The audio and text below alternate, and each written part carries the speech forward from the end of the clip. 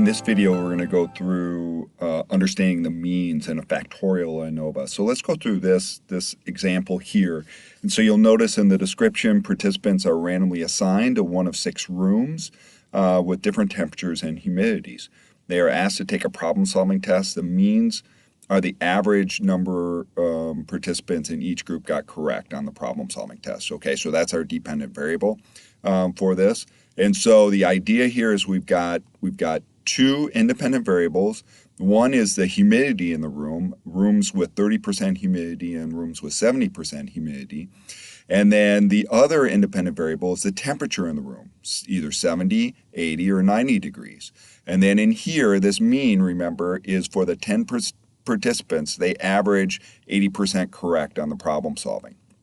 And so you'll notice here with the mean, so this is the mean within each of these different rooms. Remember, there were 6 rooms.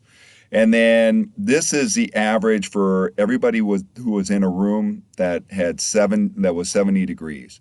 This is for a room with 75 degrees. This was the average score for a room with 90 degrees. Over here, the average score for people who are in a room with 30% humidity and those in the room with 70% humidity. Okay, so first question is to graph the means, and do you expect a significant interaction? Now I'm doing this in Word, and I'm pretty lame in Word. So basically what I'm telling you, and as you would graph means like this, is that what do we, on our y-axis here, this is the dependent variable, okay? So this would be the mean number correct within each group. So I don't have that labeled here. Because again, I've got lame issues with being able to use this within Word. And then down here, what we have is the temperature independent variable, 70, 80, or 90 degrees. That's what's down here. And for me, when I'm graphing the means, if there's one of the independent variables that has more levels to it than the other, as this temperature does compared to humidity, I'll put that one on the x-axis here. Okay, because that just means we've got fewer lines going on. It's kind of a law of parsimony. It's easier to understand what's taking place within the interaction. Then over here, what I should have is a legend that tells me that a line like this, a full line like this, is for 30% humidity, and this blue dash line is for 70% humidity. Okay. And then I have here, we'll say this would be 80 right here. You'll notice it's the same across the board here for the 30% humidity. And so that's why it's straight across the board here. For the 70% humidity, for it at 70 degrees, we start at 80, but then we go down to 70, and then we go down to 60 here. So does there appear to be a significant interaction? Yeah, we expect a significant interaction for this. Why? And it's because these lines are not parallel. We're seeing differences depending on the temperature and the amount of humidity within the room. So down here, this is this fun little Sudoku for you for solving an incomplete factorial ANOVA table.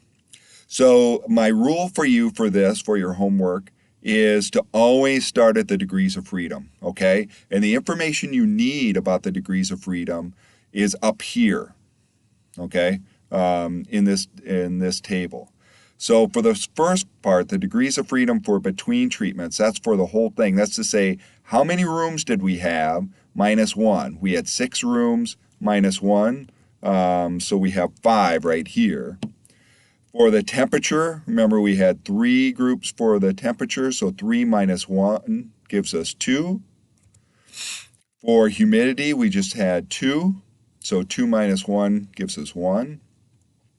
And then for the interaction, all we do to figure out the interaction is we take the degrees of freedom for the one independent variable times the degrees of freedom for the other.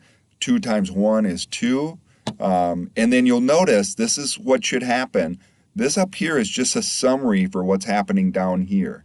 So 2 plus 1 plus 2 equals 5. Good. That's how it should be for this. Our total degrees of freedom, what's our total degrees of freedom in this study? where we have 60 participants, right? 10 in each cell. 6 times 10 is 60. So we have 60 participants, minus 1 is 59. And then for the within treatments, that one's a little trickier. And so we've got a couple different ways where we could figure this out. One way is we look up here for the within treatments. Within each cell, we get a degrees of freedom. So 10 minus 1 is 9. We do that for the same for each one, 9, 9, 9 throughout this. Okay, I'm starting to sound like a German. 9 times 6 is 54. And so 54 would be that. The other way to solve this is because this minus the total has to equal 54, so 59 minus 5 would also give us 54. Okay? Either way to get that information is fine for figuring that out. Okay, so we've got our degrees of freedom. So from here we can figure things out. First off, for this one, our mean square is 8. Remember, it's the sum of squares divided by degrees of freedom gives us our mean square. So it would be what divided by 2 would give us 8, or conversely, right? We could just say 8 times 2. Okay, that's 16 here for this one. For this, it takes a little bit more work, so let's hold off. Let's do this other one. This one looks easier as well. What divided by 2 would give us 18? 36 would, right? Or conversely, 18 times 2 gives us 36. Okay. So we've got those two at this point. Now we've got a couple other ways in which we can get the answers for the others. One piece is we can get our mean square here. So 108 divided by 54 would give us 2. Right? So we've got our mean square for the within treatment, or what we call the error. Here, so if we want to figure out our F ratio, remember the F ratio is the mean square divided by the mean square within. So 8 divided by 2 would give us 4.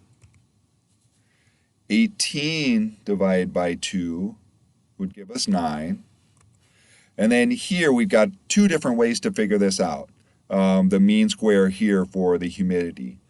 One is to get to 3, what divided by 2 would give us 3. And so we know that answer would be 6 divided by 2 would give us 3. The other route would have been over here to say all three of these have to add up to be 58. So what do we have right here? We've got 52. 52 plus 6 would give us that.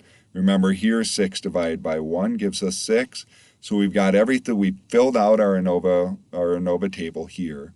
Then the last question is, what are your decisions for factor A, B, and the interaction?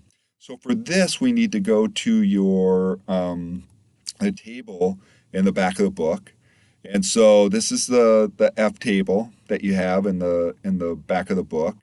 Your very reasonably priced book, right? Free is about as good as it gets.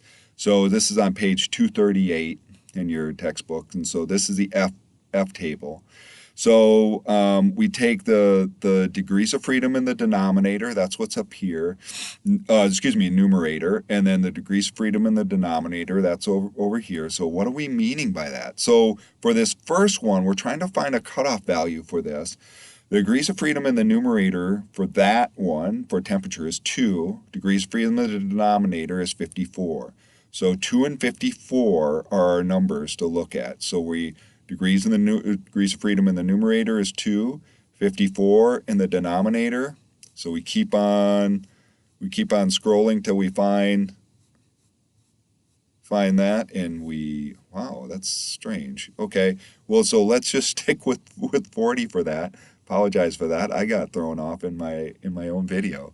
So we'll use this as our cutoff. 3.23, and the bold cutoffs are for at a level of 0.05. If we set at 0.01, it would be 5.18. So 3.23 would be our cutoff here. This is above 3.23, so for temperature, we'd say it's statistically significant. For humidity, remember now the degrees of freedom is 1 in 54. So we'll look at that. 1 in 54, that'd be over here, 408.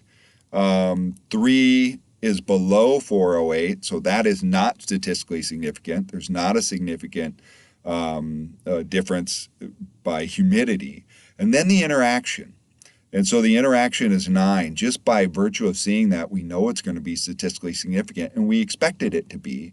Remember, that was, if we use 2 and 40, 3.23, that is statistically significant as well. So we have a statistically significant interaction. Whenever we interpret the results and there's a statistically significant interaction, that's what we focus on. We don't focus on talking about the temperature. We talk about the interaction between temperature and humidity. And that's where the information was here, right? It wasn't just about the temperature in the room. It was the temperature in the room combined with higher humidity. So when it's 70 degrees and 70% humidity, that's tolerable for people. But when it gets to 80 degrees and high humidity, the 70% humidity, that starts affecting a performance.